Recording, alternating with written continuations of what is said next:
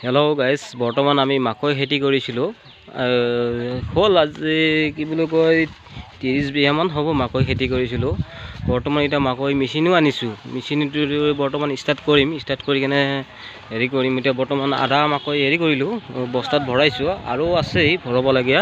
সেইখিনিতো আপোনাক গাড়ী ষ্টাৰ্ট কৰিছোঁ, বৰ্তমান এতিয়া চালু কৰিছোঁ।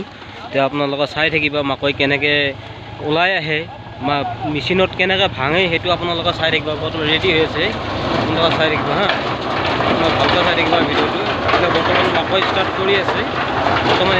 মাকৈ ঢালিব, মেচিনত দি আছে বৰ্তমান, সেইটো ওলাই আহি আছে।